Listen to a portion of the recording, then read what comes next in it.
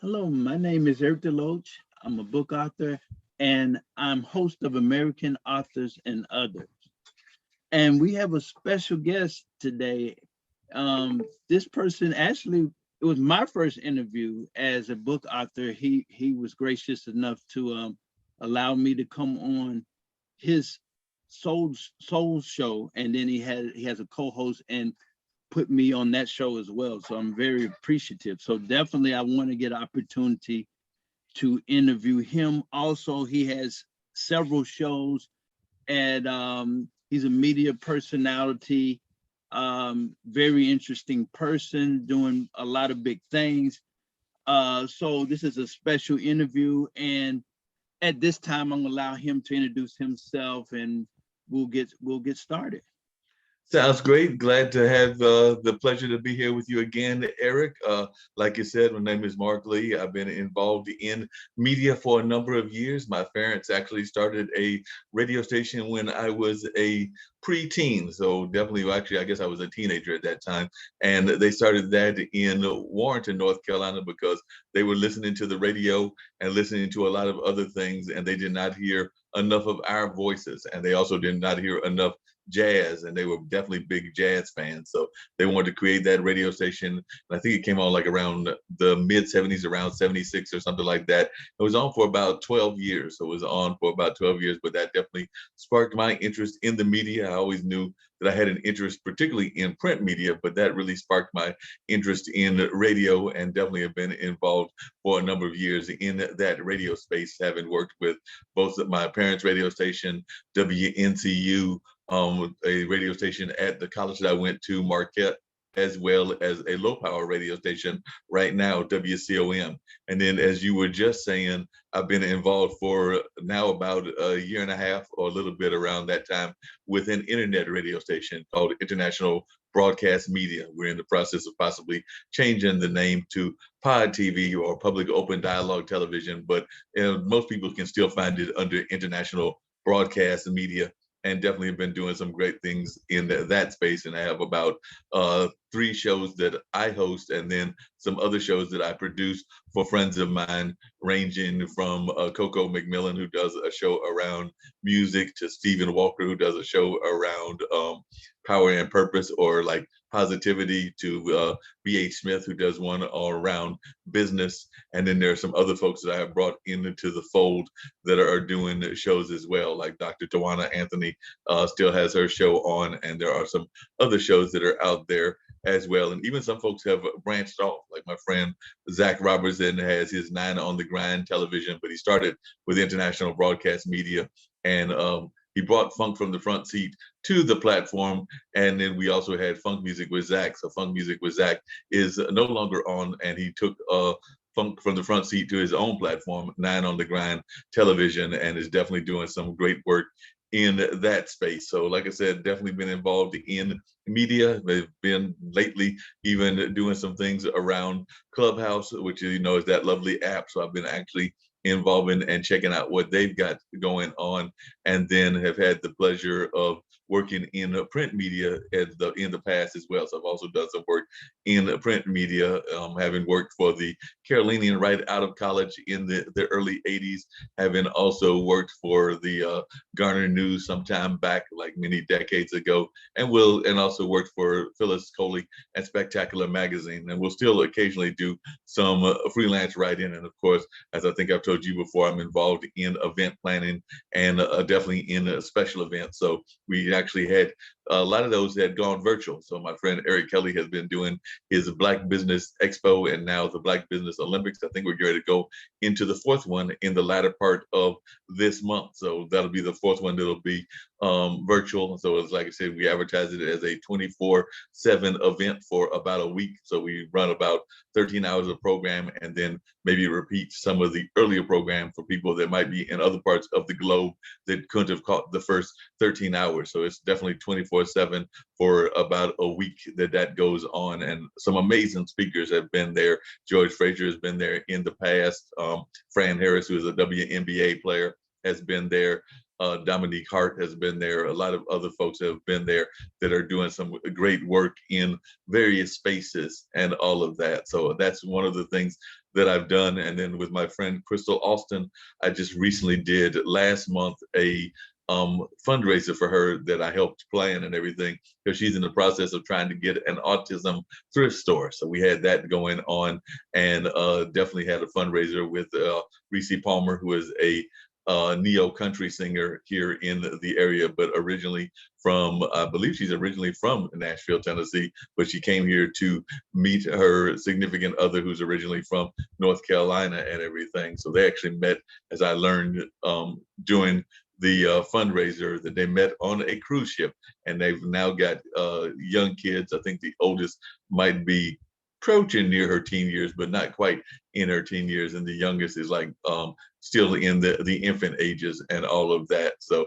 like maybe around 2 or 3, somewhere around that age. But definitely it was great doing that concert. That was in Raleigh, which is the capital city of North Carolina. And we definitely had some good support from folks that came to attend. And hopefully that autism store will get off the ground. And then the which is a festival that last year in 2020 was virtual because of the pandemic. So many things have been virtual because of the pandemic, but this year it was a 1 day of virtual and a weekend of live. So they did 1 day of virtual, and then the entire weekend was live, even though, they did try to limit the amount of the audience just to not spread what was going on with the pandemic and all of that. But they did try to limit the audience and definitely try to do some other precautionary things. But it was still a good time that was held on the 4th of July weekend. So that's some of the things that I've been involved in. And like I said, I try to keep very much active and involved with both of the streaming podcasts, like you were saying. I've been on LinkedIn, and through my friend Brian Shulman, I kept applying, and it looks like I have now got the LinkedIn Live, which means that anything that I put out on LinkedIn can go live. So now some of my shows are going to both Facebook, YouTube, and now LinkedIn as well. So that's always a great thing to see happen and all of that. So that's a little bit about me. Like I said, come from it honestly in terms of being involved and all of that. My grandmother was also an activist to some degree. She actually helped create the first Black library in Raleigh, North Carolina, which is the Richard B. Harrison Library. And there's actually a collection there named after her, the Molly Houston Lee collection and all of that. But definitely she went and knocked on the streets in the, like around maybe the 1940s or something like that, and was collecting money in order to build and get that first library built. So that was definitely an accomplishment for her. But she was a firecracker anyway, because she also went to Columbia University at a very early age, when a lot of us were not going to universities like that in order to get one of her degrees. I think that might have been her master's and everything. So she was very much involved. Her husband, my grandfather, was the over the biology building. He was involved in a lot of stuff in terms of being active in that biology community. Had even made, I think, some discoveries and all of that. I got to check with my dad to see what those discoveries were, but I know he was involved in that. In the biology building at Central is named after him. And then both my, like I said, my dad and my mom were involved in that radio station.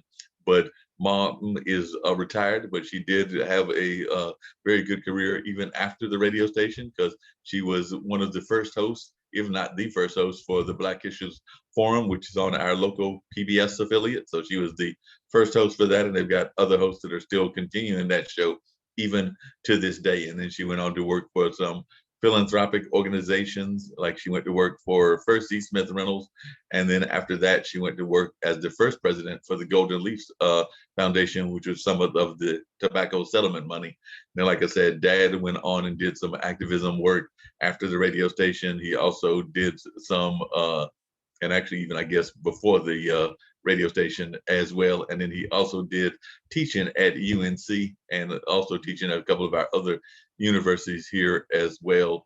And then he also did work as an artist, and he's still an artist. As a matter of fact, you can go to bambooturtle.com and you can see some of his amazing artwork.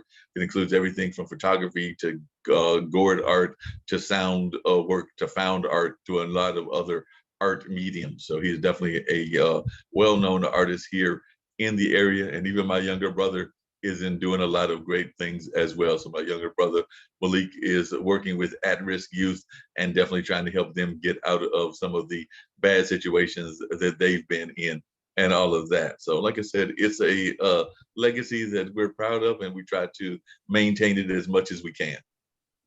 Wow, that is amazing.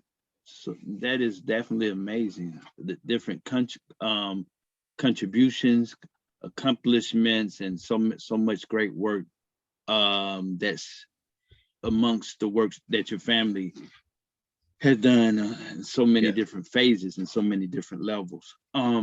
Let me just ask you. So I guess I take it you were born and grew up in North Carolina. Tell us I was about that. born here in North Carolina. The actual thing about that was that even though I was born at Lincoln Hospital, which was the African American hospital here in Durham and everything, at the time the hospitals were still very much segregated in the early 60s and all of that. So I was born at Lincoln Hospital, but then shortly thereafter, my dad had been in the Air Force, and he was actually stationed in Turkey. So I want to say that maybe in about 2 or 3 months, my mom took a infant Mark and took him to Turkey. So I lived there until I was about maybe 3 years old and all of that. So from the time of being an infant till about 3, I was there in the country of Turkey. And ironically, even though I like to do more world travel, I've not done nearly enough of that. Like I said, Turkey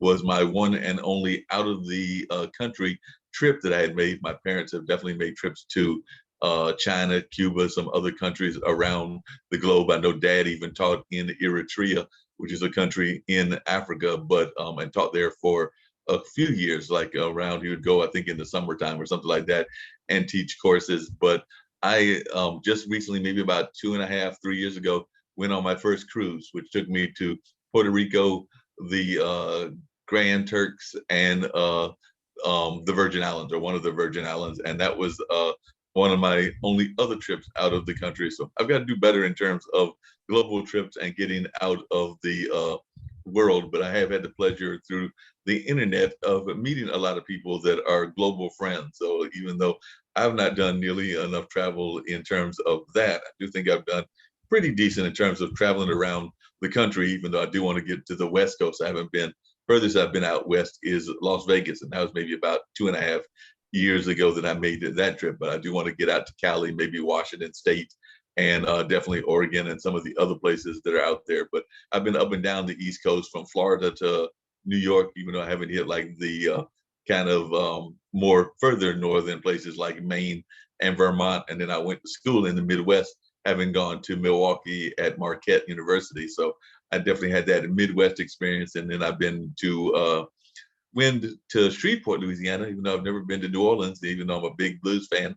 I've never been to New Orleans. I did go to Memphis, and I really like Memphis and want to get back to Memphis and all of that. So I've still got some more travel to do, even within the United States, but I know definitely I want to do some more global traveling. And, they say that it's never too late. I'm definitely just last month, about a month ago today, because today is August 1st and everything. So a month ago today, I hit the big 5-9. So it's definitely hoping to still stick around, be here for as long as the man above wants me to be here. But I think he still got some other accomplishments for me to accomplish. So I'm hoping to be here, hopefully for many more decades. I know that both of my mom is in her late 70s now, and dad's in his early 80s. So I definitely want to make it as far as they've done, and maybe even they can stick around to the hundreds. And I have joked with friends of mine that, sometimes you've got to set our goals high, even though they might be unrealistic goals. So even though the only ones that I'm aware of are in the Bible, those that might have lived to be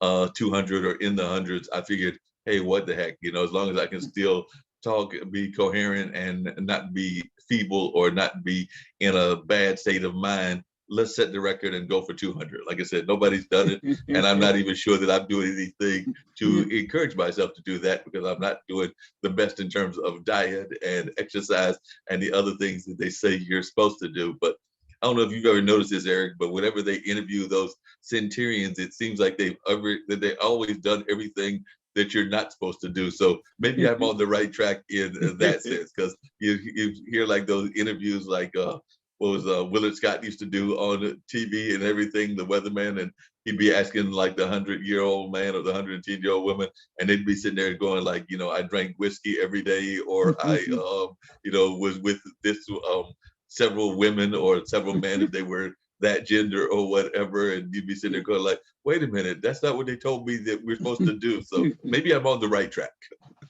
Yeah. I think keeping busy, like you're doing, is a positive, and I know you're doing a lot of great work. I'm just a rookie of starting with media, but I think that doing the different media things that you do, and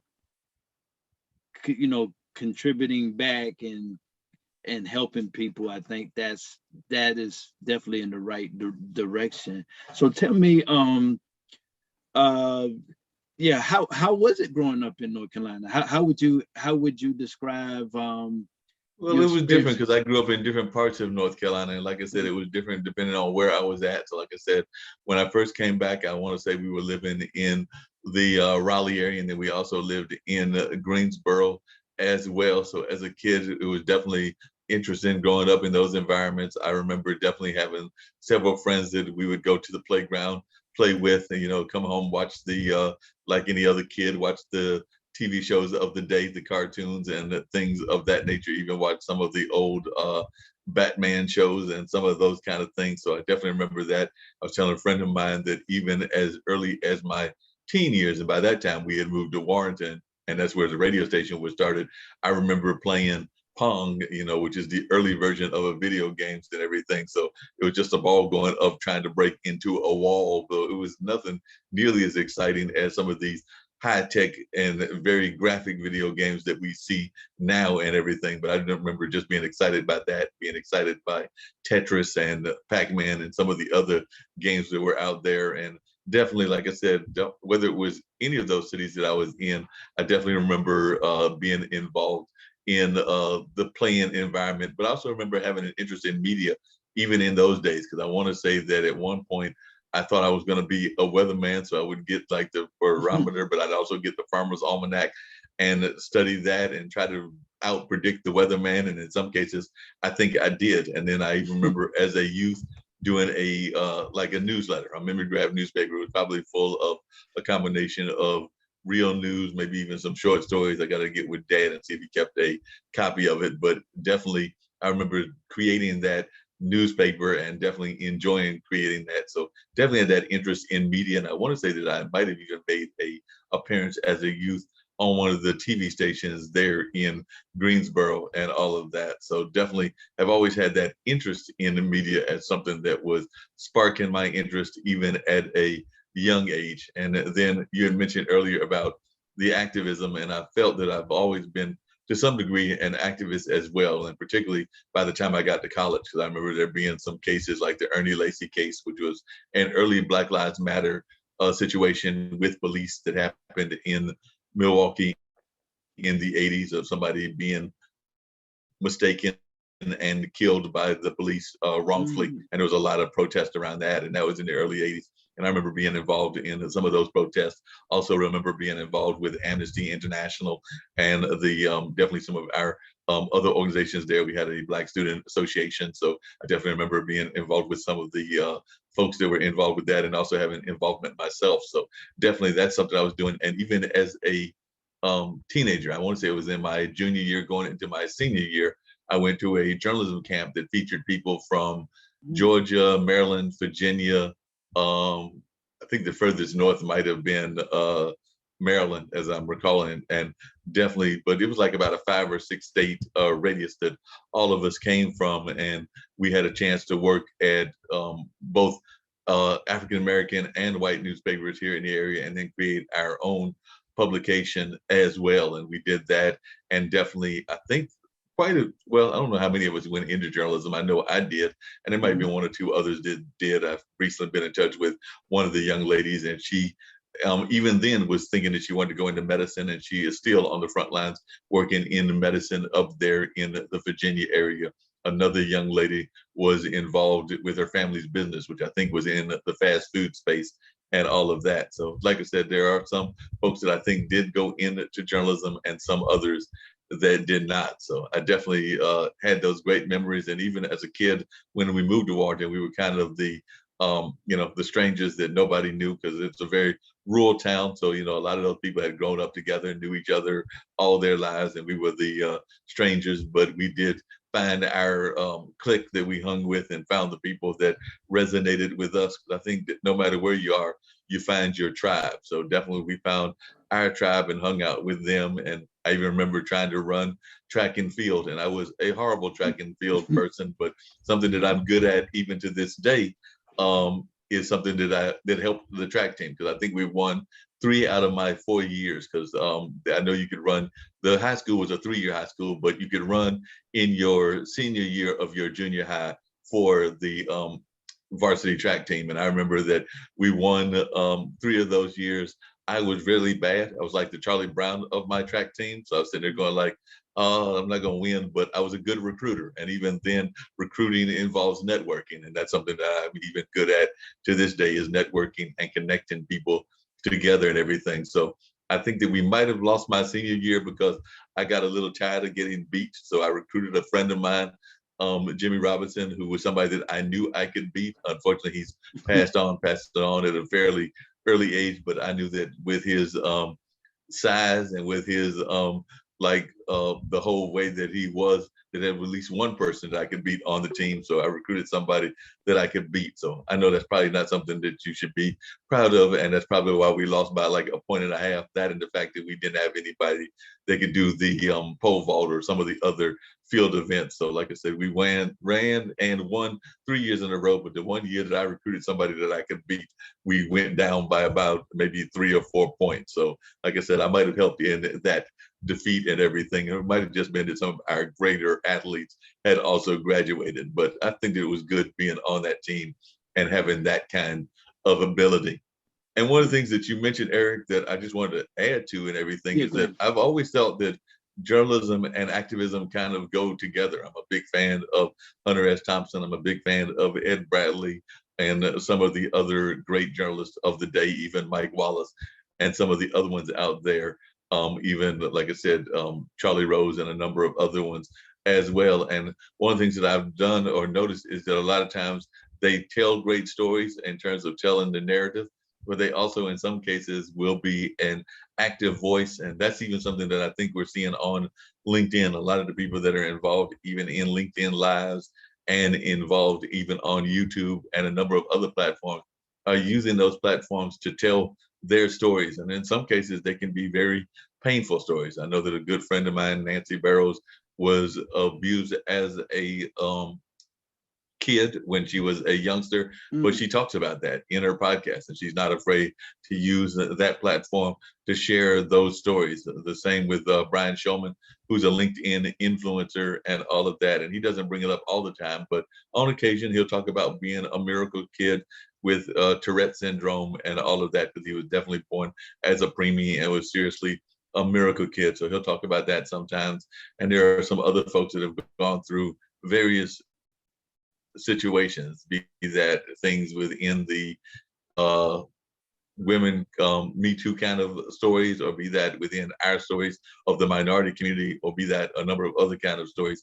And I do find that these platforms are allowing us to share our voices, even in the podcast space, because that's one of the things that both me and Dean like to do, is bring on guests like you, but bring on other guests as well that are willing to share their truth and willing to share what they've got going on in their lives, but also share both the good things that they might have been done, as well as some of the lessons learned, but also some of the bad things as well. So like I said, it's a very great way for people to learn about life and to hopefully learn some life lessons, because I find that a lot of times we learn life lessons through others and not just the life lessons that we have of our own. Yeah, I remember my track experience. So you might be better than me on that. Is that I had no understanding of track really, and I was in a race, 440 or whatever, I can't remember, 440, 880 or something, and I outran everybody. And All the right. announcer said, watch this. The announcer said, "Oh, that guy's amazing. I've never seen anything like that." So what happened the second time around the track, all of a sudden I ran out of breath, and then everybody passed me, and then I barely got over the finish line.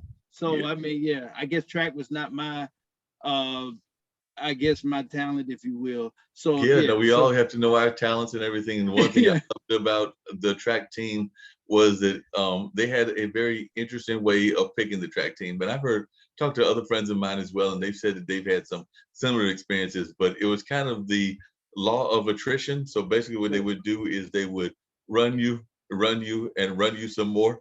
And if you survived, you made the team. So, like I said, I did have that willpower and all of that. So, like I said, I think that that was one of the other things that was going on was that they would just run you until they couldn't run you anymore. And if you didn't like, quit the team, then you were on the team. So it was like that law of attrition. So I know that that's even sometimes happens in the military. Even though I've never right. served in the military, I do know that sometimes they will run you to death in there because I've had friends in the military, including some cousins and other relatives. So I do know a little bit about that lifestyle. So I'm sitting there going like, okay, but we were doing that. We were like 15 or 16 or something like that.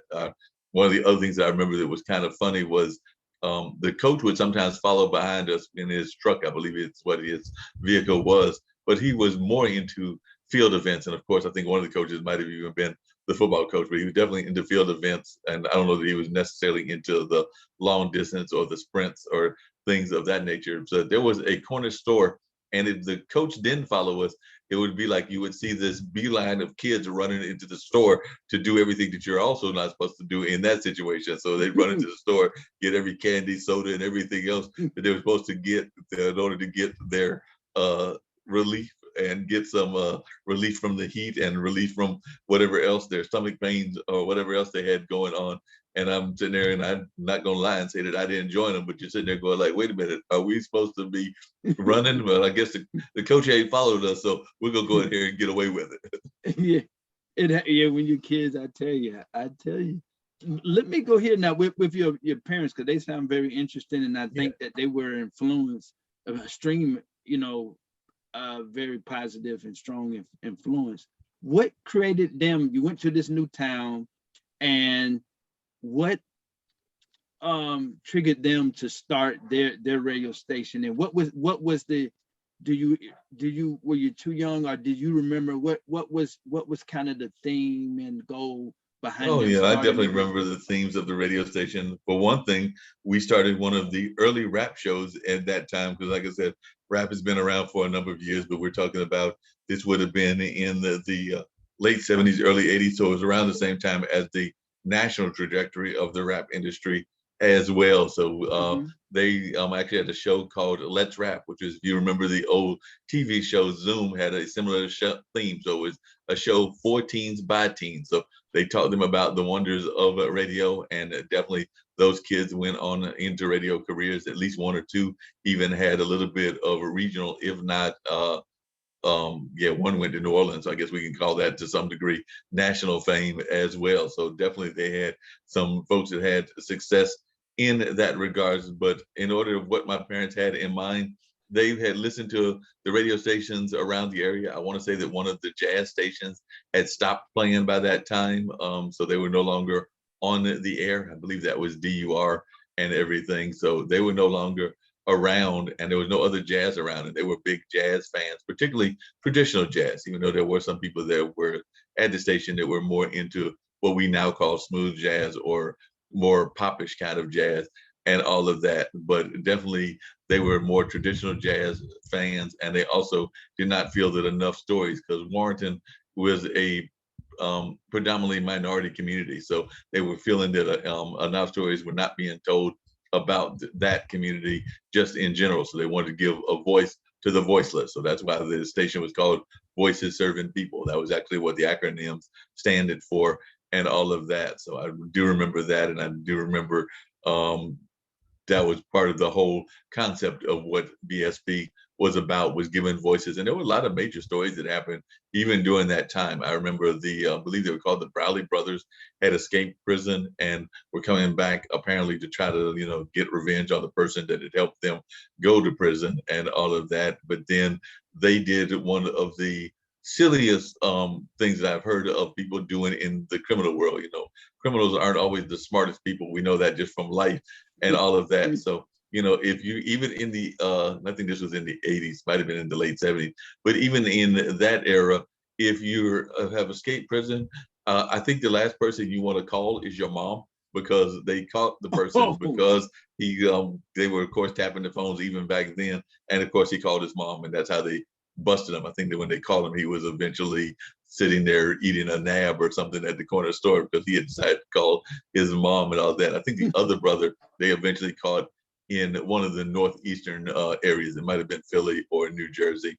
And I think that both of them were on capital offenses. So I think both of them have since been executed and all of that. But definitely, I'm sitting there going like, if you escape, I don't know that you want to be calling your parents, because that's probably the first nut line that they're going to tap, that and your girlfriend. So I think that was not the smartest move on their part. And then that was also around the time, a lot of people don't know this or they don't pay attention to it as much as they should, but there is a thing called environmental racism or environmental yes. justice and things of that nature. And Warrenton was actually at the forefront of that, because there was some trucks that were dumping a chemical that was a chemical that was like a waste chemical that was Mhm. out there. And part of where they dumped it was in the Warrenton community. And there are still some concerns about the health effects even to this day. So that was going on at that particular time. So I do remember that kind of launched the whole environmental justice movement, which is still strong to this day. Some people would say that that's where the whole climate change and some of the other issues that we're dealing with now came out of, and that was because of that dump that happened.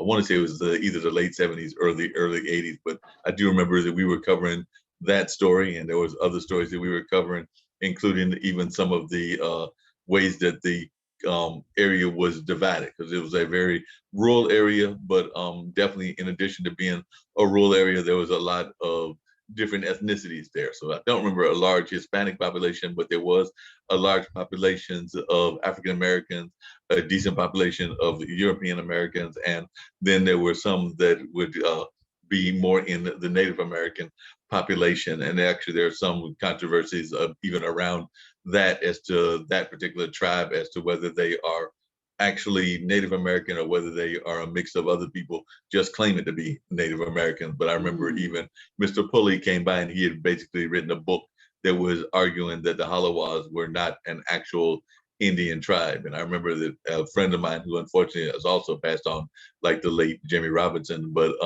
he was not too thrilled that my parents decided to do an interview with somebody that was going against his belief system, because he definitely believed that he was of Native American roots and definitely believed that the Halawas were an actual tribe. And even in my own family, we have people that identify more actively with the Native side of the ancestry than others. I know me and my immediate family, we identify more with our African American side. We don't discount that there is Native American parts of our blood or even European parts of our blood, but I do have some other cousins that are totally immersed in the Native American culture and spend more time on that culture than they do other parts of their lineage. And I don't even know if they necessarily acknowledge other parts of their lineage as well. So some of those were some of the stories that I remember were being covered. And like I said, even at that time, I want to say that, we're talking the 80s. So even the AIDS crisis was getting covered as well, because that was the early beginnings of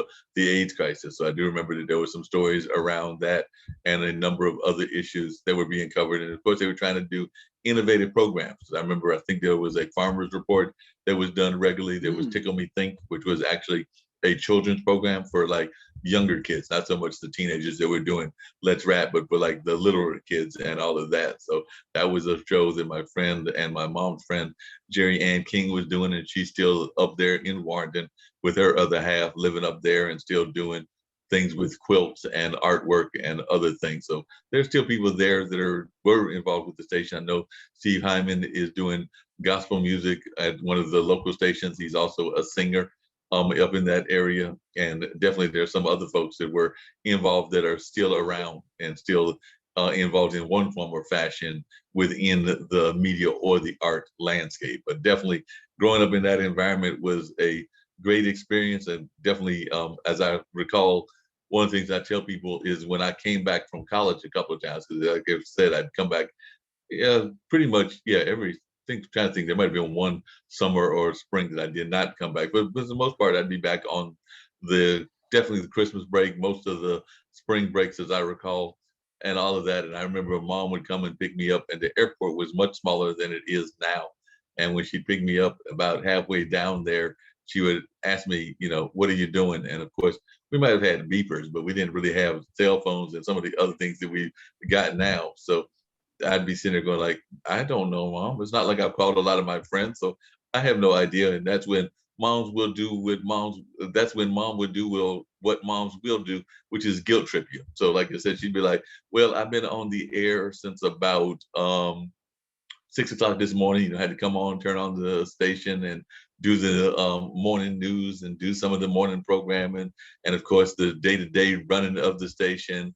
Then I came to pick you up, and now I'm supposed to be on the air till 6 or 7 o'clock. How about I drop you off and you go on the air and you just come back home after you're done?" So, like I said, there was a little bit of that guilt tripping. So I Wow. did, I did get thrown into the fire a couple of times right away. So tell me, I mean, so that was wow. That I I, I gather right there. It was they were very innovative, Yeah. um, very high thinkers, trying Mhm. to help the community, trying to cover the different issues of the day, try to get an understanding on different things, help the, of course, I assume the civil rights Yeah. movement and things going on, Yeah. and just when they first started up till, I guess, later on, how what was your age range, and and how was that experience, and how was it, let's just ask, the first time you said you were thrown to the wolves or whatever, you took over a show to kind of help out the family. How was that experience? Oh, it was a lovely experience. Like I said, like any other experience, you're gonna make mistakes. So I made some mistakes in the early part in terms of like maybe not putting up the meters correctly or doing them too loud or things of that nature. And of course, there were certain songs that I'm sure folks were a little bit tired of hearing from me because I had certain favorites and everything. So I remember that at that time I was a big fan of Angela Bofield, so they knew that they were going to hear Summer Days and Summer Nights every time that I came on. But I was also, even at that time, somewhat of an activist, so they knew that there was a good chance that if I was on the air, they were going to hear Gil Scott Heron's "The Revolution Will Not Be Televised," because those were like just two songs that I knew that I loved all the time. So as soon as I got there, those were two that I was going to be my go-tos all the time. So if no matter what you're doing, you always got your go-tos, and those were my go-tos even at that young age. So like I said, I want to say the first time I came on the air, it might have been even with Let's Rap or one of those early programs. So I was probably definitely helping some of those cats out. But in terms of being active, in terms of being fully active, is when I was doing I think we called the show Featuring or Feature Me or something like that, but it definitely had feature in the title. And I would come on maybe at around 6:30 or 7 and to feature a song or feature some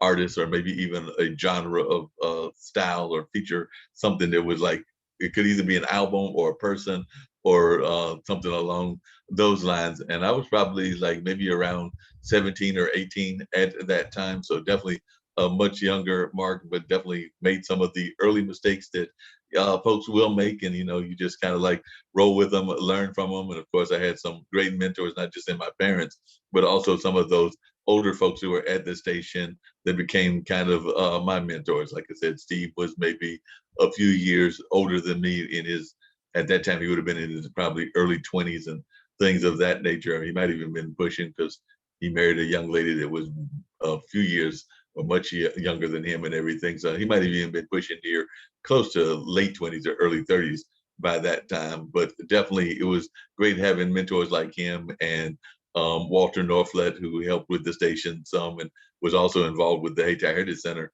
which is a cultural arts center that I'm part of here in Durham as well. So definitely having mentors like those folks to teach me the ropes at an early age. Even now, I'm a big blues fan.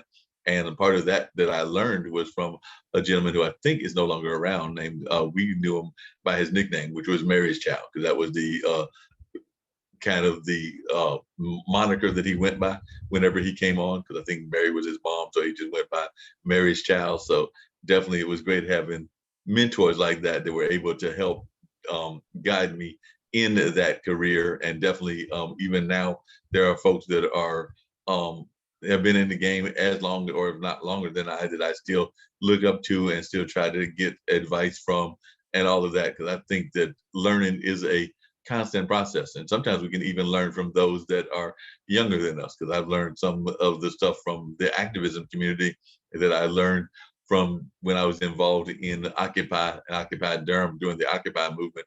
And some of those folks are now in their 40s and maybe even pushing near their early 50s, but definitely they were in their 20s or something like that when some of that activism that I got to know them was involved. So some of them, like I said, are probably in their between late 30s to mid to late 40s. And when I got to know them several years back, they were young people. So I think that a lot of the activism that I've learned has been from our young folks as well as our old folks. And I also did want to give a shout out to my grandparents on my mother's side, because even though they were not necessarily as well known in terms of maybe being figures that folks might hear about on Wikipedia or stuff like that, they were known in their community as well. Because, like I said, granddad was a farmer and did a lot of farm work. He was also, I believe, a deacon in our local church, and definitely was involved in the church community and all of that. And grandma was a cafeteria worker, but also very much active in the community as well, and definitely was active in the church there that they went to, which was Pine Chapel. So even though they may not have been as well known on maybe on a bigger playing field like at Durham, they were definitely known in the community of Hollister, North Carolina, and definitely had that kind of work ethic as well. So mom learned that work ethic that she has, which she's tried to pass on to me and my younger brother, who's now passing it on to my nephew, since I don't have any kids. But definitely it continues from generation to generation, and that work ethic is very much important. And actually the transmitter, which I don't think exists anymore, was actually on their land, meaning my grandparents' land and everything. So the transmitter was actually sitting on that property for a number of years, and that's how we got to go out. I think the biggest thing that we got up to might have been about 100,000 watts, but I know that we really were excited when we went up in wattage and got to go into not just North Carolina, but I think the furthest I heard was going down to was maybe around Greensboro or something like that, and definitely into Southside Virginia. So we had a pretty strong signal that folks could hear throughout the area. So definitely that was something that I really admired my parents for being involved in. And that's even kind of what I saw with what Nick and Kim were doing with the international broadcast media folks, because they came out of COVID, and what they were doing was they were hearing a lot of people talking about what was going on in COVID before it came to America. So they were already hearing rumbles about this disease that would, as we know, wreak havoc in over the entire globe. But they were hearing about that when it was happening in other parts of the globe, and be that India, be that Australia or some of the other places before it got to us. And so they already had a network that was carrying, I think, some sports programming and some other kind of things, but they wound up doing like daily coverage. And that's how the network got birthed, because they realized that they should do this on a daily basis, and did that on a daily basis. And from that came other programs, not just mine, but my friend, Brother Mike, does one out of Nigeria that's kind of a spiritual based show, but he also talks about hard pressing issues, like even kind of the police abuse that they've been facing there in Nigeria. So, which is actually a whole different twist, because, you know, here a lot of the Black Lives Matter is white cops over definitely African American victims, but both of the victims are of a darker complexion. So that adds a whole nother thing into the conversation. So he's been talking about that, and Alexandria May was doing her music show, and she's like the South African version of Taylor Swift. And then they had Talking Upstream, which is a couple of guys that were Dylan and Zach, that were doing like programs to whiteboard and create different kinds of shows that they had in their mind, be that a movie, be that a television show, and the audience would get a chance to give their ideas as well. So it was a unique kind of idea of seeing shows being created by these creative minds and all of that. And then at one point we also had Brandon who was doing Best of Travel, so he was sharing about travel. We had Himera that was talking about Bollywood movies, and we had Win who was coming out of the disability space and all of that, and was originally a podcaster. So like I said, some of these shows are no longer on, but we still do have Chess Stars, and some of the other ones may make a return at some point or another. You know, there's always attrition with any kind of programming, whether it's on a big network like CBS or somebody like HBO or some of the other networks that exist. So some of them may come back, some of them we'll just see how they go, because there was even one about education called Learning Unwrapped that Miss Nancy did and all of that. So definitely there was some great programming, and some of that, like I said, I know Chess Stars is still on. I know that a couple of the other shows are still running on a regular basis. And of course, we're doing the World Edition every morning at 10 a.m. between Monday and Friday. And actually during the Olympics, we've been doing it every day of the Olympics and 8:30 Olympic report. And they've been bringing in two young ladies, one who is a volleyball player that attends Duke and is on the volleyball team there, and then another young lady whose family roots are Syrian. So they, along with Nick Falveda, and I've popped in twice now, will come in and give their insights into the Olympics, both letting folks know what happened maybe the night before, as well as maybe what's going on at the time of the report, and also giving some personal insights as well. So definitely that's always been fun to have going on. And then, like I said, we're trying to launch new shows on a regular basis. So that's some of what goes on. And like I said, I just love that activism space, because you get a chance to tell a lot of great stories. Yeah, let me ask you this. Go back here, send the interview, you know, and just ask you this. What were some? Do you recall any, as growing up? Do you recall any of the famous family sayings from any of your grandparents? And you could say a number of people Yeah, and I'm from your trying. father or your mother that stuck out for you. I don't know if there were any famous sayings that I could think that stood out. I know that there were definitely some famous individuals that stood out, even in terms of like knowing what they were about, even at a young age. I remember even at a young age knowing about some of the life sayings and some of the life beliefs of people like Martin Luther King and Malcolm X, and even the Black Panthers, which a lot of people think about the violent aspect of the Black Panthers. But as a kid, I remember hearing about the kind of food relief programs that they were doing. And some people would say that that's even the early rendition of WIC and some of Right. the federal programs that exist now, that I remember hearing about those as a youth and everything. So I remember hearing about, so because like I said, dad is actually, and mom were involved, because actually my younger brother was born the day that they had the groundbreaking of the Malcolm X school. So there was a Malcolm X Okay. school here in Durham that lasted for about 3 years. So I definitely remember a lot of that. And I also remember some great artists coming around, including unfortunately some that have gone on, you know, to heaven and everything. But I remember definitely seeing Brother Youssef, who was a legendary jazz performer here, and he would come by the station. I remember that just recently we lost Freeman Ledbetter, and he would come by the station as a youngster, and definitely, well, not a youngster, he would have been in his probably 30s or something around that age at that time and everything. But I definitely remember him coming by. And of course, I remember my parents playing like bid whist with some of their friends and everything. So I do remember like those kind of family gatherings where people would play bid whist, and that's even something that we do now, even to this day. I know that whether I'm with my mom and my brother, or whether I'm with my aunt, we will sometimes pull out spinner, which kind of looks like dominoes, or we'll pull out a Scrabble, and we'll play out some of those games, and we'll have those game kind of gatherings with people just kind of like sitting around and, you know, chit-chatting about a little bit of everything. Because like I said, I've got a uncle that was a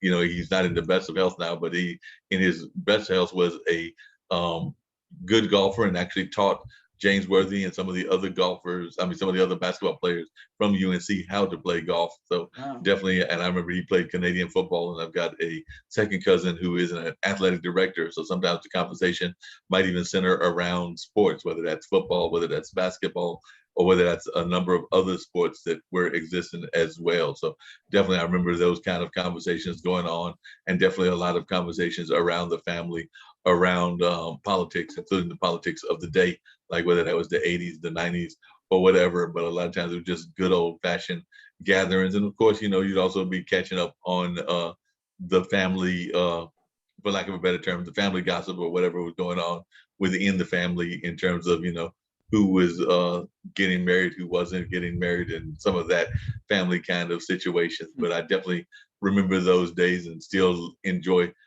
Can't do it as much now because of the pandemic, but as we're getting out of the pandemic, I'm hoping that I'll get a chance to see more of my cousins and others and do more of that kind of gatherings, because it is definitely fun when we get together and get a chance to reflect, and of course get some of that food, that good old fashioned down home cooking that you don't get all the time when you're out hustling and bustling, because sometimes you depend a little bit too much on fast food when you're out hustling and bustling. So definitely I remember that. And I remember sometimes going to those not just the home goings, but also the church homecomings. And people have got to remember that there are two different things. The home goings is more or less what a funeral is, whereas the homecoming is kind of like a family reunion, but it's a church family reunion. So I do remember going to some of those and everything, and definitely seeing the way that they were handled and just loving that kind of environment and all of that. So definitely those were some great moments that I've had and remembered. And of course, there's some amazing people, even here in Durham, that, like I said, have helped even in some of my own media experiences that have left their legacy even with me. Like I said, Skippy Scarborough passed away not that long ago, and he was a historian for the Hayti Heritage Center, which is a cultural arts center that I work at. And then several years back, almost probably a decade or so ago, Jim Fields was a well-known local media personality in the sense of being like a cable media person. So he wasn't necessarily on one of the big networks, but he was doing it through our cable affiliate in terms of like the local cable affiliate. And he did some great programming in terms of showing some of the concerts, having some man on the street kind of interviews and all of that. And then Bill Cherry was actually a friend and an associate of Jesse Jackson. And unfortunately, he's passed on, but his legacy is also still remembered by a lot of the friends that we had the pleasure of talking to him and everything, even when we go down to the National Black Theater Festival, because he was almost like an iconic figure down there that a lot of the people from New York, where I think he was originally from, knew him, including some of the theater legends like Woody Allen, who's not Woody Allen, Woody King, who's still around, and even some of the other ones that are still around, and then some of that have passed on, like Ruby D and Ossie Davis.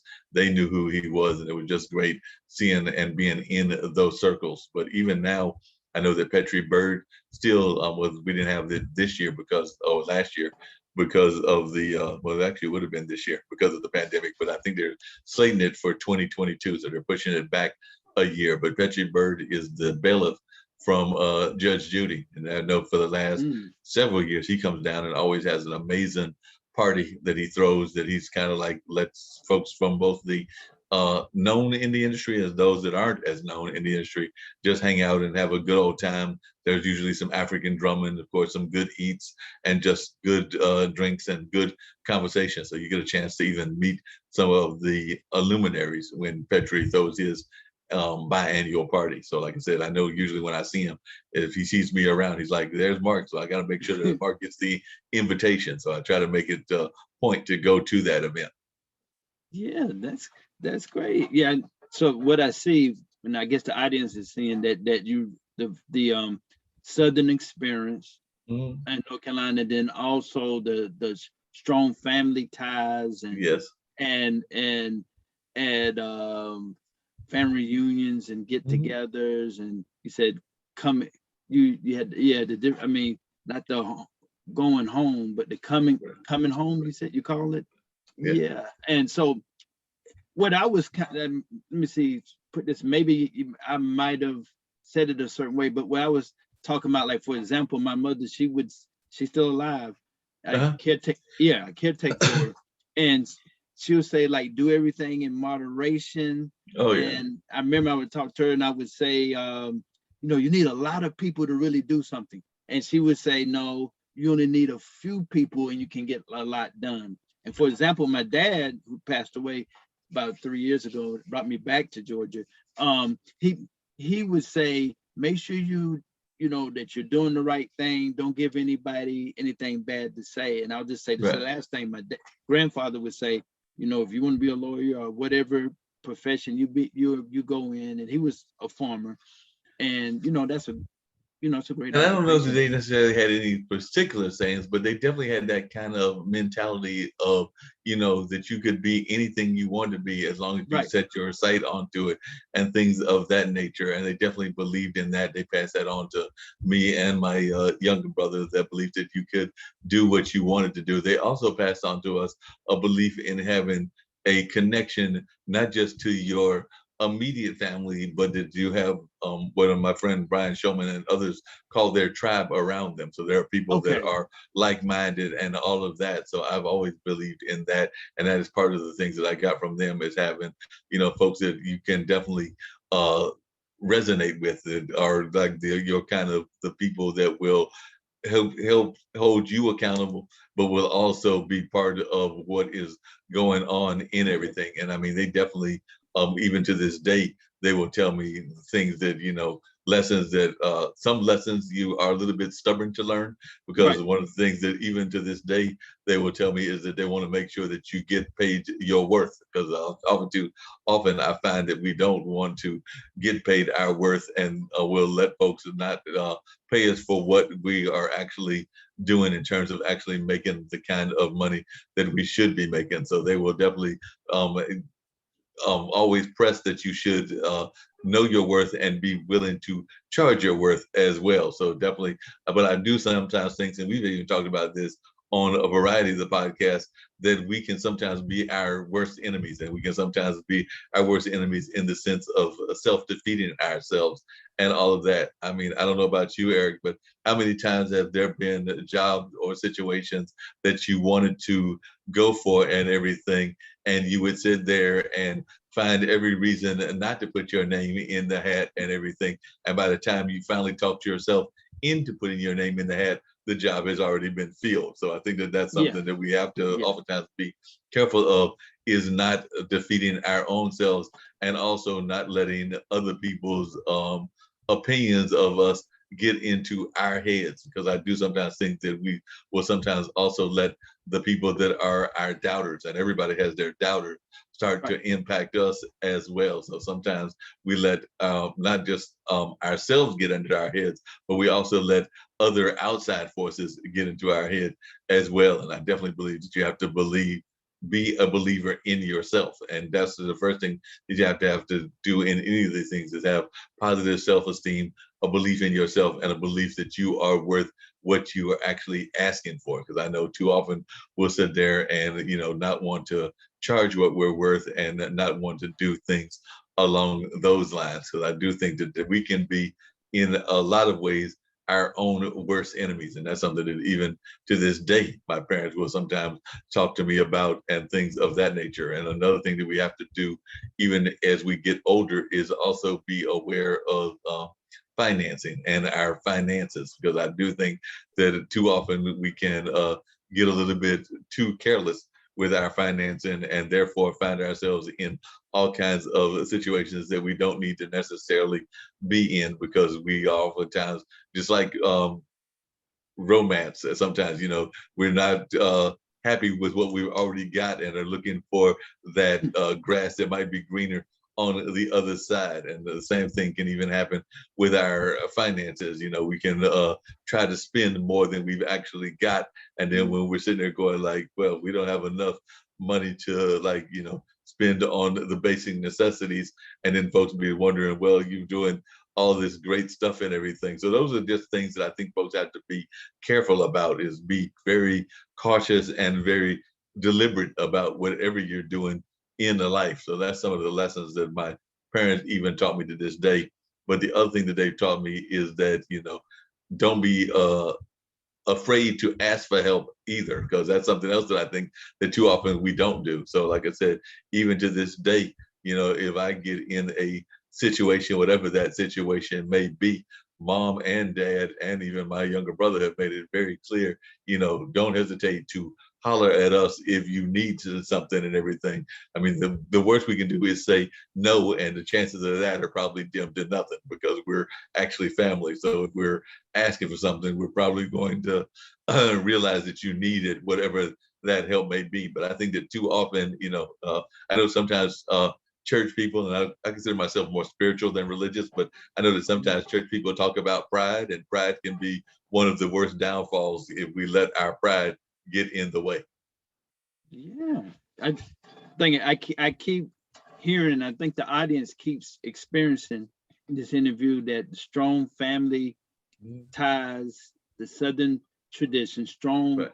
Black Southern tradition, and strong family, strong knit, and these are the type of stories that the world needs to hear and Right. see the positive side of the Black community. And as a media personality, when did you know? Because you grew up in it, basically, you were Yeah. immersed in it. When did you know that, hey, I'm gonna do it? I'm gonna write. I'm gonna do various types of media. When did you finally made that commitment and decision?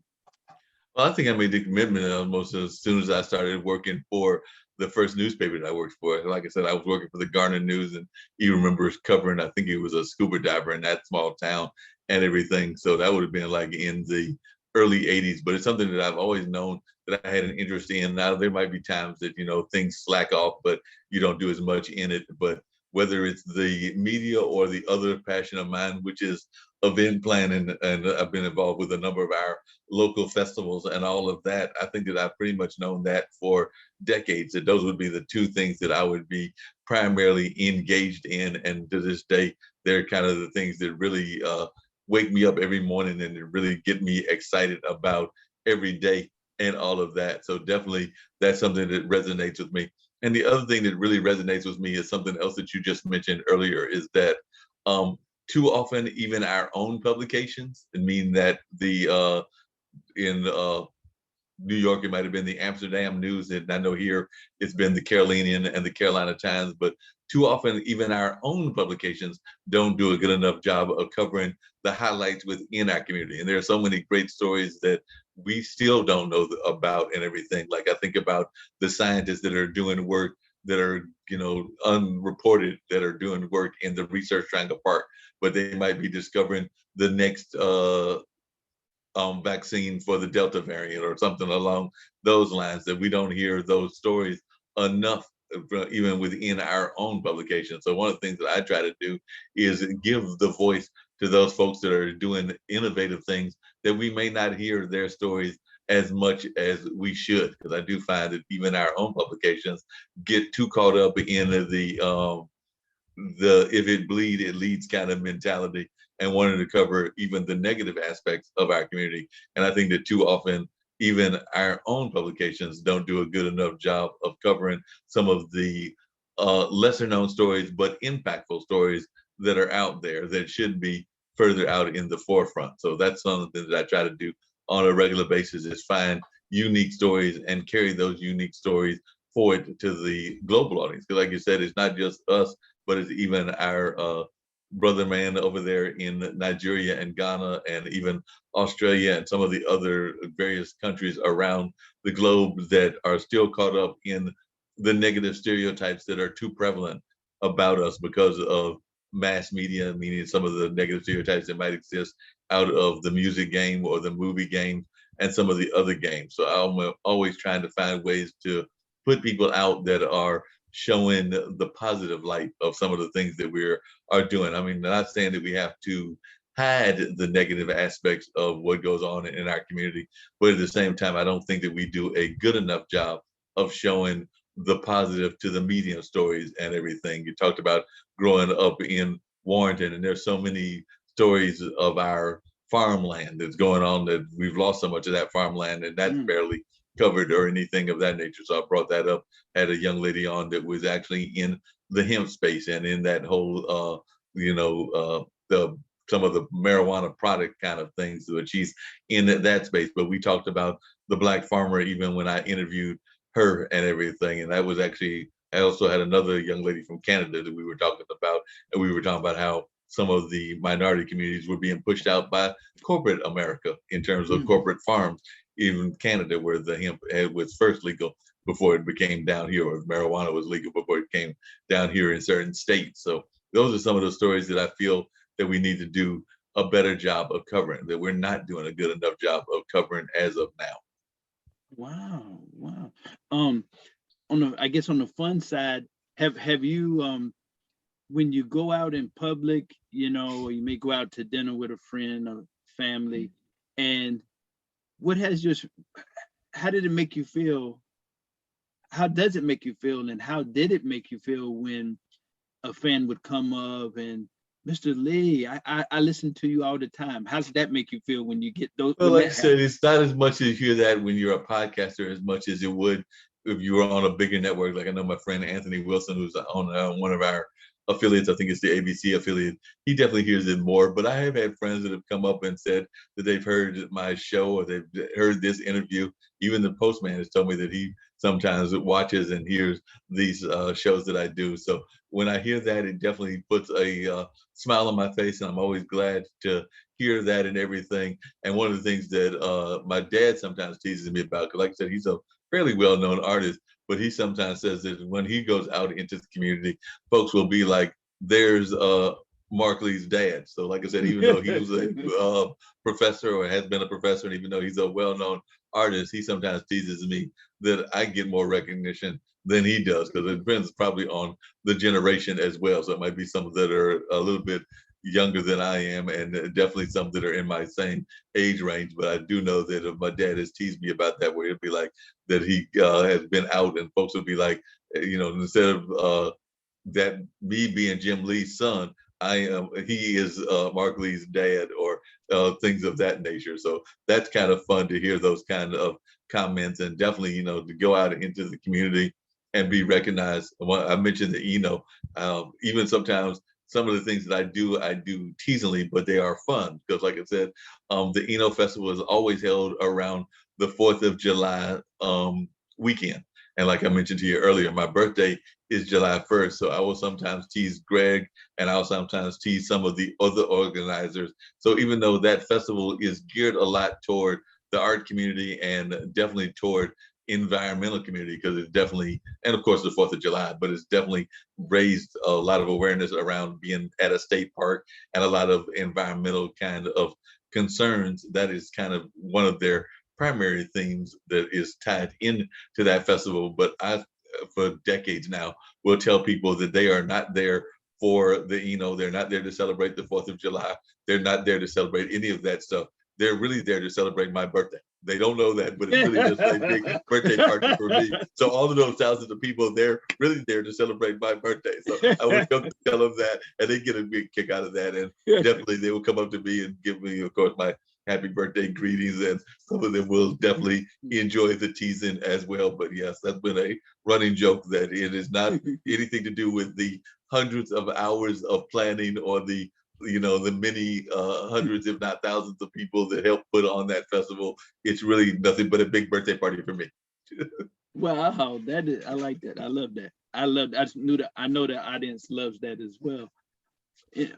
Now, did have you had any fans come to you and say, this program, one program that you had on made a difference, or yeah, really, what you were talking about there really resonated with me. Have you had any of that type of interaction with listeners or fans? Well, I've definitely had that interaction, even with some people that I've done shows with and everything. Because, like I said, I've definitely had the pleasure of talking to people about some very hard-hitting issues, and some of the people afterwards have mentioned that either it resonated with them, meaning that they were glad that we were having that conversation, whether it was around Me Too, whether it was around abuse, whether it was around a number of other very hard topics to talk about, because a lot of times I'm not afraid to tackle those hard topics and things of that nature, even around racism and around other things. So I've had people that have definitely enjoyed those conversations and have told me they've enjoyed those conversations both as guests as well as even after the fact. So definitely I've had that pleasure of having those kind of reactions and things along those lines. The one thing that I really wish it would happen more often, but like I said, it's still, that part is still a learning process, even for us old veterans and everything, is that because there are so many podcasts out there. I know that Nick talks about that, and because there are so many voices that are out there and everything, and because in my mind there is no real unless you're a Joe Rogan or somebody like that, there's no real way to gauge the impact that you had as much as you would like. I really wish that there was some sort of system where we could know the true impact that we have and even spread the word more than we do in terms of the podcasting space, in terms of live streaming and things of that nature. So even if I just get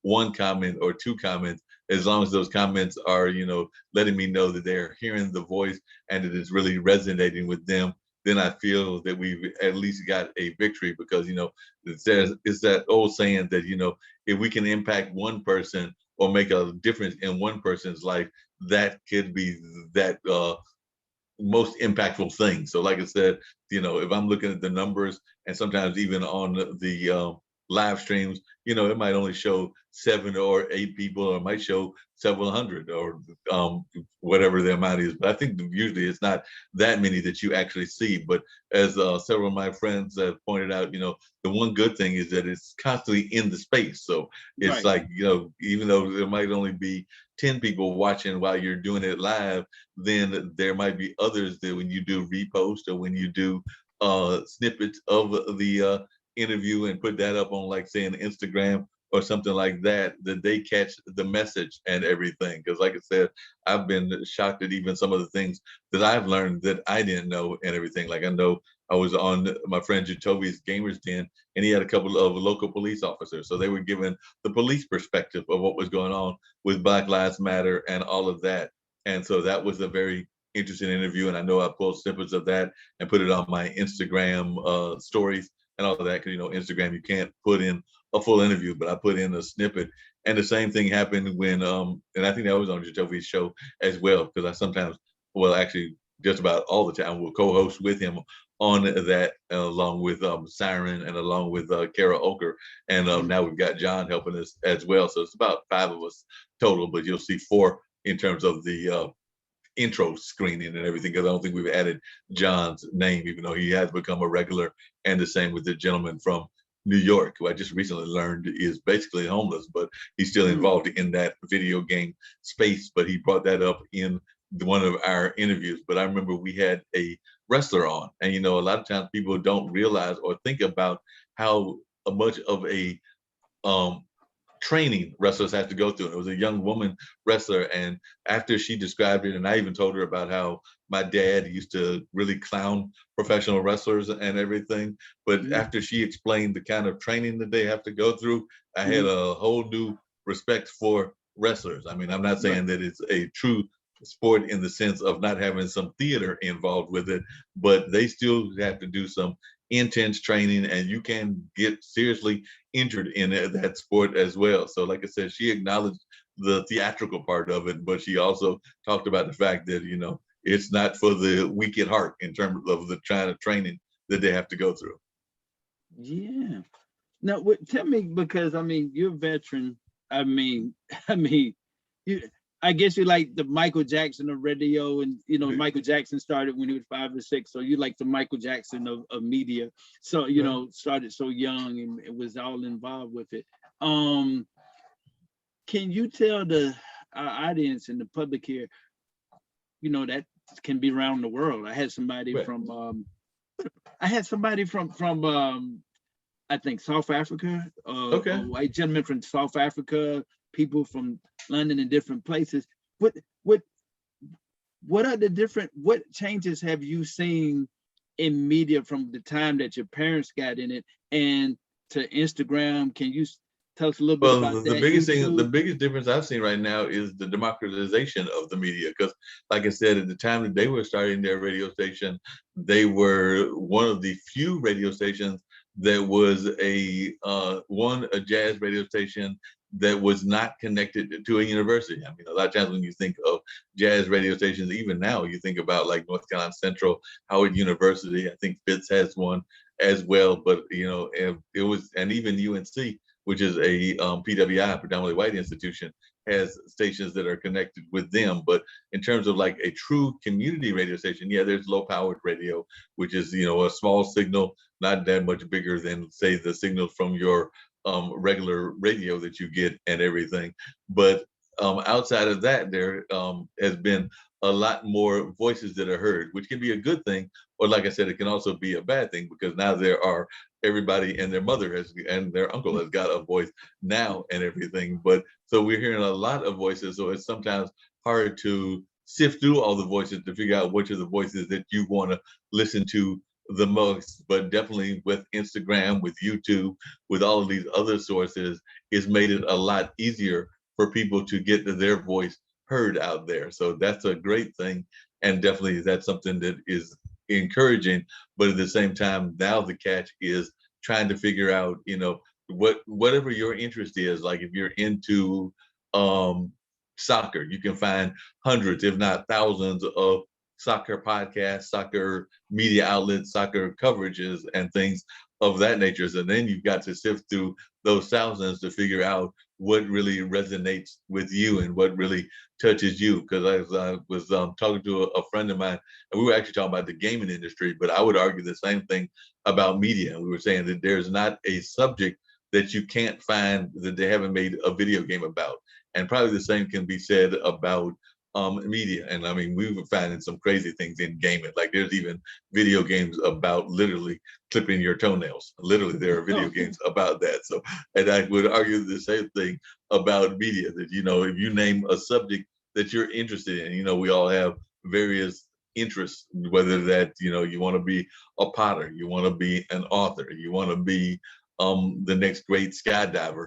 I'm pretty sure that you can type in on Google or go into some of the podcasting networks, be that Anchor or Blog Talk Radio, which me and Dean are part of, or any of the other platforms, and you probably can find somebody talking about whatever it is. I mean, even some of the things that you'd be sitting there going like, they can be having a podcast about glass blowing, but I assure you there probably is somebody that's doing a video or a podcast about glass blowing, and some of the other things that you might find could be a little bit on the obscure side. But so that's both the good part of it, but also the catch, because then you've got to be able to go in there and figure out what really resonates with you. Like I said, I know that on a regular basis, I have not gone recently just because my own schedule got busy, but I used to love hearing Mona Shakes, and Mona Shakes would give a comedy perspective of being from Pakistan and also being somewhat of a feminist, and now living in California. And of course, being a feminist from a country that does not always treat its women in the best light and everything can be very much difficult. But she's also not afraid to talk about that, even in her podcast, the Mona Shakes. Well, I think she does Minority Reports and then the Mona Shake Show or something like that. But definitely, I would resonate with her and would catch her show on a regular basis. And I need to start going back to watching that. I took a couple of weeks off, but I used to try to catch Sri Srinivasan's New York Times read along. Yes, literally, there is a gentleman, he's been doing it now for years now, that literally will bring guests onto the air with his New York Times, read the New York Times, and then also have an interview with the guests. So some of the guests are connected with the New York Times Magazine. Some of them are famous celebrities, or at least somewhat celebrity in whatever their discipline is, and all of that. And they would just have like an engaging conversation. And I know that I went, and I'd been a couple of weeks since I had watched, but the one I watched this evening was fascinating because he had a gentleman on that was a former sports reporter for the New York Times. So he's talking about meeting Arthur Ashe, talking about meeting Chris Everett Lloyd, and meeting some other, even John Carlos, the guy that did the 1969 Fist in the Air protest. So talked about meeting some of these great individuals, and even the way that the Olympics have changed between, say, 1972 when the Munich disaster happened and 2021, which is they're now in Tokyo. So he was talking about even some of the differences that he's seen in the rise of activism in the sports, but also the ways that the Olympics have just changed in general. So like I said, that was a fascinating show. So I just literally stumbled across those, one day on the internet, and I was like, this looks interesting. And that's also, I think I found Brian Showman, because I was sitting there going like, what is this guy doing? And he does his What's Up Wednesdays and Shout Out Saturdays, where he will sometimes ask you your favorite cartoon and your favorite cereal, but he'll talk serious issues while at the same time maybe having a little bit of fun, because they use those filters. So they use like the Snapcam filters. So, at one point they might be having a serious conversation, and then the next thing you know, he's turned into a crab. Yeah. So tell me, just ask you a few more questions, and definitely want to bring you back again another time. What do you want for what desires? And I think you did mention a little bit of that, but what do you foresee the media industry is going to be, let's say, in the next 5 to 10 years? And what do you mentioned one thing, but maybe you can mention again, what things do you want to see take place personally as a media professional? Well, yeah, like I said, I would definitely hope that there would be more ways that people that are doing this can get finance for what they do, because too often I find that we do it because of a passion, and there's not necessarily a way to get finance. I mean, there's always talks of sponsorships and things of that nature, but if you do it through Spreaker or some of the other outlets that you can get sponsorships, a lot of times those are pennies on the dollar. So you might be lucky if you get, enough to get a Big Mac and a burger in terms of like the actual finance and the things of that nature. So I would like to see a little bit more ways for people to actually not just do it because they love doing it, but also get some sort of reward out of it. So I'd like to see a little bit more monetization. And I do know that there are efforts, whether it's Patreon or a number of other programs that people are trying to find to monetize it. But I would like to see that happen. And of course, I'm glad to see the various voices continue. And I'd love to hear even other people that don't have their voices out there continue to add their voices to the media landscape. And, I think that at some point we'll start seeing some of the better shows actually getting even on bigger platforms. So I imagine that at some point I would not be surprised if some of the bigger stars don't get picked up, particularly in the live stream space, by say an HBO or a Netflix or somebody like that. So we're already starting to see that to some degree, because I know that Joe Rogan and others are available on that, and definitely on Roku. So I expect that we'll start seeing people getting wider distribution. I would just put it that way. So I expect that we'll start seeing folks getting wider distribution, and I think that that is a good thing to see happen as well. So definitely that's something that I'm looking forward to. But I also think that we're going to start seeing some more localized kind of things as well, because I know that my friend Pat Murray does something that is strictly centered I mean, she does a couple of them, but one of them is strictly centered on what we call the Bull City, which is the nickname for Durham. So, like I said, she does the Bull City Hangout at least 5 days a week, if not every day of the week. And it's really just about what's happening in this area. I mean, in the Durham area. And she might interview, somebody from the library or somebody from the agricultural extension or somebody like that, and then some local celebrities here as well. So I do think that we'll start seeing some more localized kind of outlets as well. So I do think that that's going to be a new trend that we'll start seeing, as people kind of teaming up together, maybe even creating localized networks. So like I said, definitely the international broadcast media has been in that space. There's another one that's out of Florida, and I'm trying to think of their name, but we are starting to see people that are creating like affinity groups, and by those affinity groups, they're creating local networks. I know that there's even one called blackowned.com, which is a lot of black-owned businesses getting together and things along those lines. So I do think we'll start seeing more affinity groups kind of connecting and working to boost each other up. So that's one of the things that I think we'll see more of. But who knows what the next thing will be. I mean, I've really been impressed with Clubhouse, because like I said, for a long time they were not on Android. So I recently have got into Clubhouse, and now I'm trying to figure out a way to tie Clubhouse into the podcast, so that the people that are listening on Clubhouse, because Clubhouse is more of an audio thing, can hear some of the live stream things that are going on. And so folks have given me some ideas about ways to do that so that you can have the audio go out at the same time as the video. So I think that we'll start seeing some more synergy and some more integrations of types of networks as well. So I think that that's the next big frontier, is going to be integration and the ways that people can connect all of their different platforms together. Because, you know, you got people that are on, say, Instagram, and Instagram has limitations in terms of the amount of time that you can be on there. And even LinkedIn has limitations, but I think that the max is 4 hours that you can do on that. So I think that people are going to be trying to find ways to integrate their various platforms into one unifying message. Yeah, yeah. I know that maybe we'll talk about that another time. But Kevin Samuels, we'll talk about maybe another time. But he just hit 1 million subscribers. And Who's that? Kevin Samuels. Oh yeah. Yeah. And so this guy's, I don't know, is at I looked, maybe about worth now $3 or $5 million.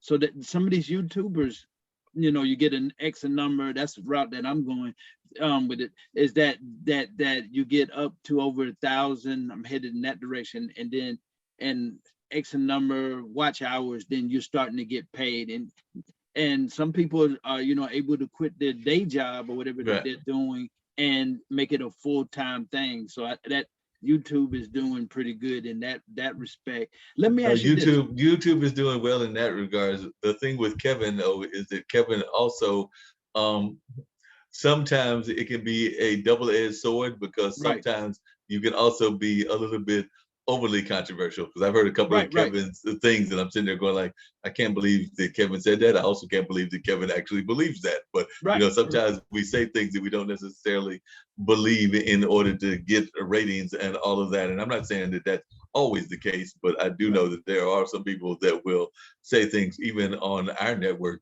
we have a guy that is, meaning the International Broadcast Media, we have a guy that if you talk to him after the fact, he'll say, and he'll admit that some of the things that he says in order to push the envelope. Not necessarily that he believes everything that he says, but that he's trying to do it in order to push the envelope. And sometimes I feel that that's, sometimes when I hear Kevin, I'm going like, I think that that's what he's doing as well. Because, you know, a couple of things he said, even when he gets into what I consider attack mode, and I'm not a big fan of, never have been, not even when like Jerry Springer and some of those other people were doing it.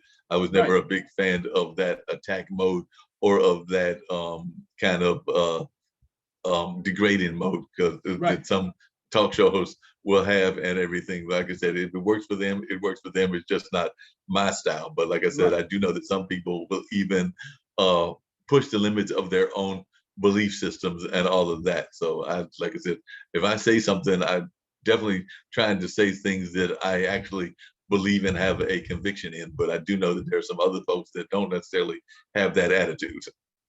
That's true. I mean, yes, sensationalism type of journalism over just more factual and informative, if you will. Yeah, so that's going on. So I have to ask you this, because I definitely look up to you as a real I'm just doing as a real media personality, and I see you all the time on LinkedIn in terms of a live is about to happen. They really put you out there, which is really great. What would you say to the young people? Let's say if you had hypothetically, you and your wife, you had a let's just say a fan ran into you, and a fan said, you know, I have a son and I have a son and daughter, and they're interested in becoming a media person. How can they become a media person, and how can they grow? What are the steps, or how can they go about becoming a media personality like yourself? What would you say? Well, I mean, the one thing that you just mentioned earlier is that there are so many outlets right now. There are so many ways that they can get involved in YouTube, that they can get involved in creating their own, using even their Facebook accounts and going out live on Facebook Live and definitely using LinkedIn. I mean, LinkedIn Live takes a little bit of a process to go through, but they can definitely start the process. And I'm even willing, and I know others are as well, to make our platforms available to folks that are starting out also. Because I mean, that's basically what I'm doing with Coco, even though she's a similar age, and then basically what I'm doing with BH Smith. And there are some other ones that'll be coming on. Maxine McCoy is definitely on our platform now, and all of that. So definitely, they can reach out to me, and I don't mind talking to them about getting on the air, and even like shepherding them in their career and helping them create a show, and even developing a show for the air, even using my platform. So I don't mind having that conversation and making some of my platforms available, because I definitely believe, just like I was mentored by my parents and others, I don't mind mentoring others. I definitely think that mentors are needed in any field. As like I said, I don't care. I don't know any field that doesn't need a coach and or a mentor. And to me, those are basically the same thing. So definitely, I don't mind making myself available. And I know that there are others out there that would say the same about their platforms. As a matter of fact, Brian just had a young gentleman that's been on 2 or 3 times. He actually, Brian just wrote a book about things that he learned from Napoleon Hill, the Think and Grow Rich guy.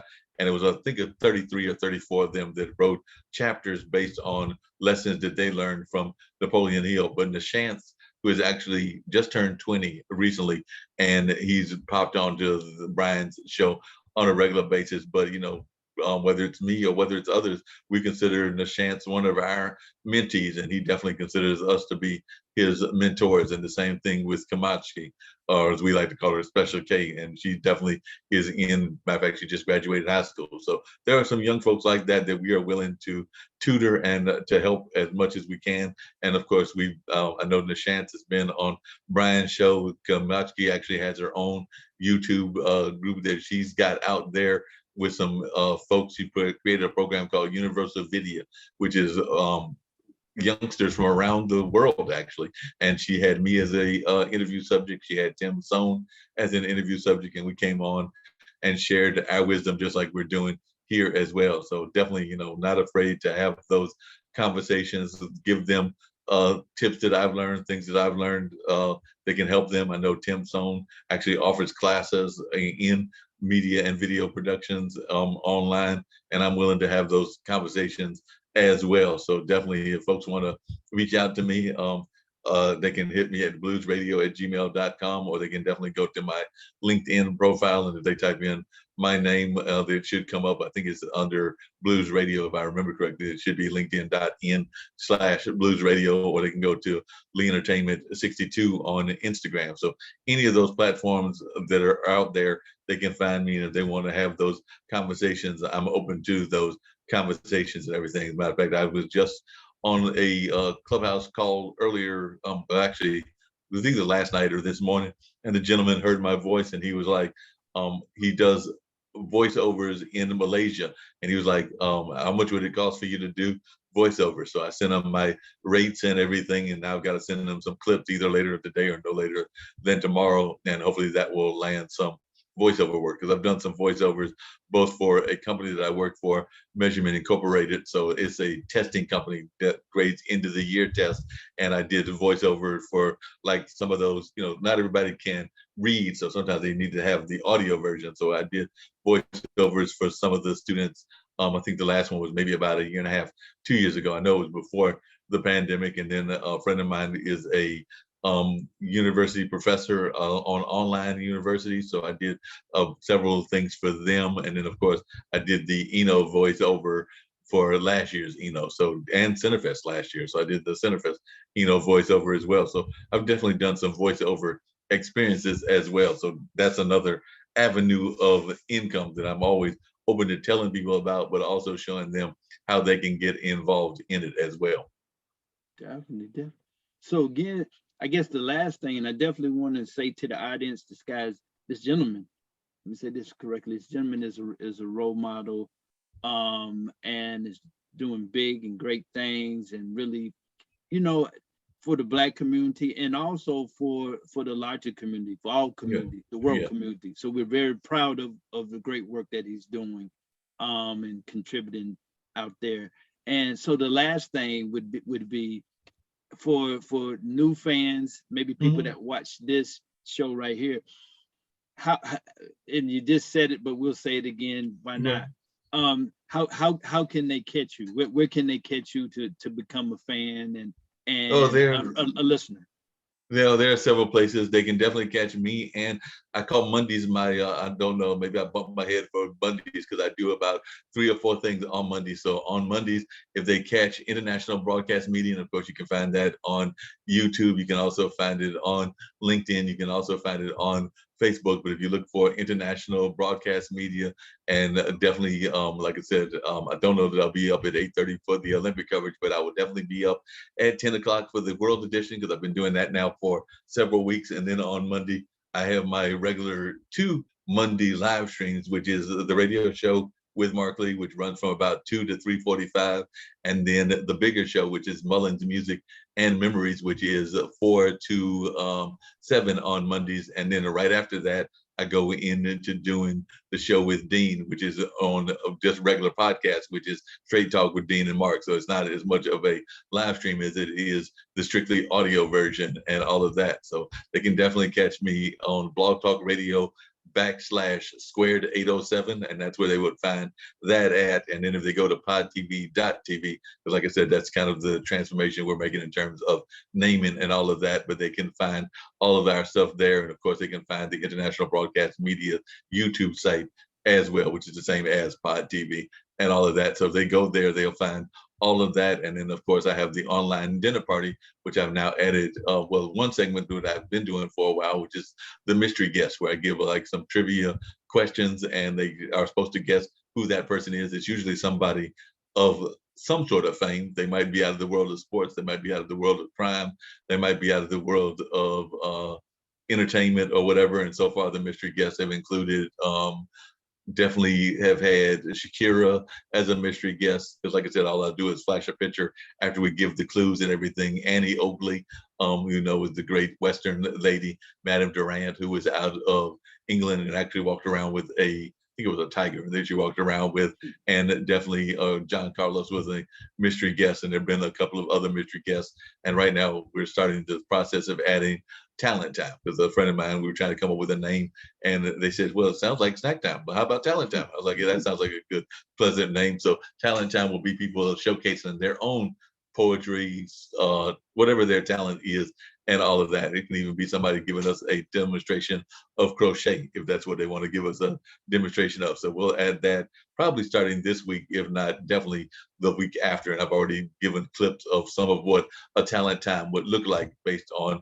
a friend of mine's poetry clip and a couple of other little segments and snippets that I've been able to show the audience. But now I want people to start sending them to me. But that's where they can find a lot of this great coverage, the things that I'm doing on a regular basis. So definitely look forward to folks joining us and checking us out and everything. Like I said, I've become more involved in the clubhouse. I think that that's under Blues Radio as well. So if they type in my name, it should be one of the few that comes in from Durham, North Carolina. And I'm in the process even of possibly doing some rooms there, whether that's around blues music or some of my other passions. So I'm definitely going to start doing that. I did one so far. I had a couple scheduled, but then my own schedule got in the way. So I've got to do a better job of doing my own scheduling. So definitely that's something that I'm looking forward to, is having some rooms within Clubhouse as well. So definitely they can find me all over there on social media.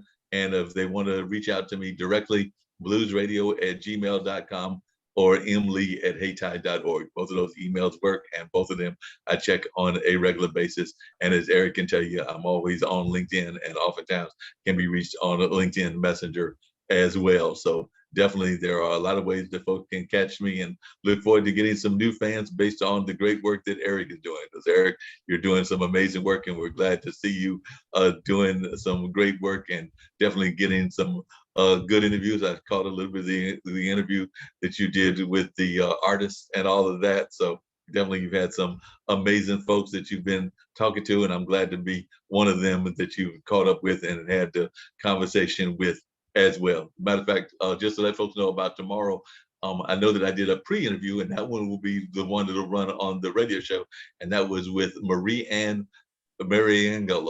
and she is a Italian American cabaret singer. So we talked about everything from being a cabaret singer up there in New York to how New York is bouncing back, to also talking about the whole nature of working on a cruise ship, because she actually has done work on cruise ships as well. So we talked about that. And then there's a gentleman, Adrian, I'm trying to think of Adrian's last name. I think it's Mardenga, but he is trying to bring technology to the kids that don't necessarily have technology, be that rural kids or be that kids in certain minority communities. So he will be the guest on Mullins on this weekend as well. And then I've got Rufus Stevens and his daughter, who have written a book about education. Actually, I just got the book yesterday, so I'm going to be reading the book over the next several hours and everything, and preparing for that Wednesday interview. Rufus Stevens is a motivational speaker, a very powerful motivational speaker. I've had the pleasure of interviewing him before. Never talked to his daughter, but I might have said his wife, but it's actually his daughter. But his Rufus and his daughter will be talking about his book, and it's definitely trying to get kids more engaged in education and some of the lessons that they've learned from their own educational journeys. And like I said, Rufus is probably, I won't say Rufus might be in his 60s or 70s, and the daughter's probably like her 40s, but it's a long history of being in education. So they have definitely learned some great jewels of wisdom that they're going to be sharing with us. So looking forward to those conversations on this coming weekend.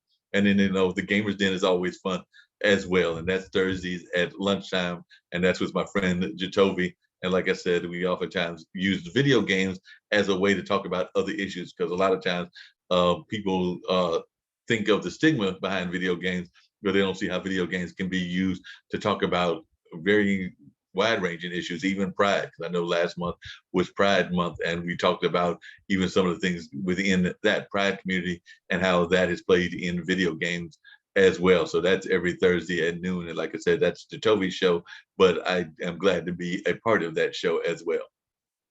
Wow. So audience, I'm really appreciate the kind words to hear from him. That means a lot. Guess I'm doing a little something right. And definitely I recommend everybody that watched this video go and go and become a listener, and you will not be disappointed. Great content, professionalism at an all-time high, and you will learn and be entertained in various ways. So definitely go and support him, and listen. I think you'll be enriched. He definitely will enrich your lives out there. And we just want to say now, we're in the interview. I know, oh, sad. I know. Folks are crying. They want to hear more. Maybe we might be privileged again another time to have him come back. He's a very busy. Oh, I would love to come back. Like I said, Eric, you're always a fun conversation, everything. I mean, like ever since I found about that lovely book that you did about that person that is no longer in the White House, even though I understand he's building up some kind of big time war chest and everything. Because I heard that he's got like some ridiculous amount of money. So I'm already scared for 2024, because I'm afraid he might be trying to come back. And it's like that bad fungus that you can't get rid of. It's always trying to come back no matter what's going on and everything of that nature. So I'm afraid that we might have to face him one more time. I hope that I'm wrong, but maybe Jeff Bezos or one of those folks that are going up in the rocket can take him up in the rocket and maybe not bring him up there, bring him back. They can just leave him up there. Maybe we can just leave him up there. I think we're gonna. It's enough people. Your show, different shows, and everybody getting the information out, that even if he comes out, I think we'll overcome that. Let him. Maybe he'll get a show. That might be the route for him. And we'll let the serious people lead the country. And let him exactly. Yeah, exactly. But again, I know he's busy. We really appreciate him coming along. I hope that the young people also listen to the show. I mean, I will be passing the show on to my church as well. Okay. So I want the young people to get a chance to hear this role model and kind of just listen, and more listeners come about as well.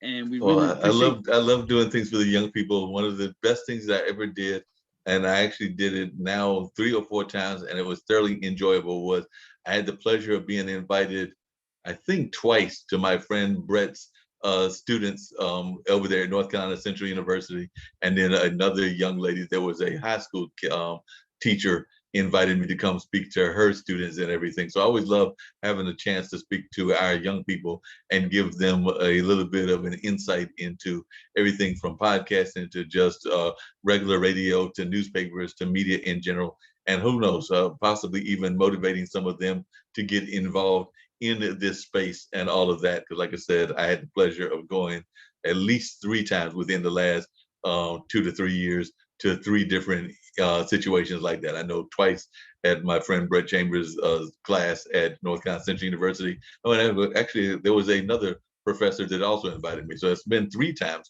that I've come to the Central that I recall. And definitely I've been once to one of our local high schools, Jordan High School, and spoke to the folks over there. So I've had the pleasure now of doing that a couple of times. I think I might have even done it at State one time as well, North Carolina State University. So anytime I get those opportunities to speak to our young people, I definitely love hearing their voices. And of course, I've actually been impressed by the activism that is coming from our youngsters, both in the media space as well as just in the activism space. In my mind, it's one of the most activist groups that we've ever had in history, outside of maybe my parents' generation of the 60s and everything. But I've actually been quite impressed with the tone that I'm hearing from the youngsters.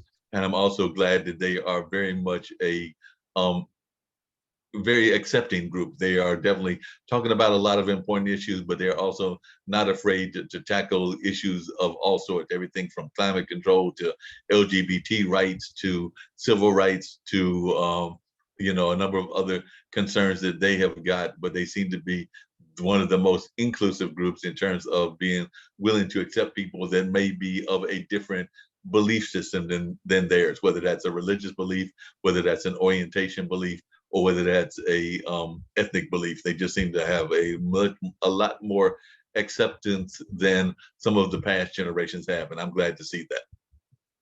Definitely, definitely. And audience, again, and I guess the last thing I could say is that you see that he's really has been, we hearing that talk to the youth. So definitely go and hear his different media platforms. You will be blessed. You will be blessed.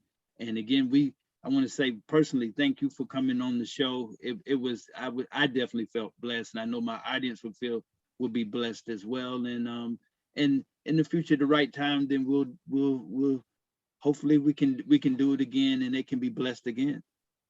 Anytime you need me back, all you got to do is holler. You know that I definitely admire the work that you're doing, admire the kind of direction that you're going in and everything. And anytime that I can get you on not just my shows, but also my friends and affiliates, to be that Brian's shows or Nancy's shows or some of the other ones that I am part of, even Reverend Carl Watkins and some of the others that have some great shows, I'm sure that I can help get your word out as well by getting you on their platforms, because we love sharing and both guests as well as encouraging each other. So definitely know that I consider you part of the media tribe that we have put together here and doing some great work. So anything that I can do to help, all you got to do is holler.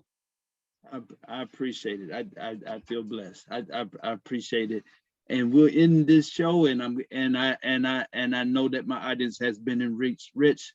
So watch this video, subscribe, like, and definitely share and really get the knowledge that he has brought to us today.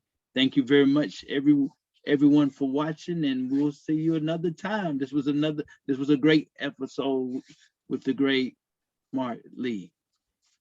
Bye-bye. Thank you.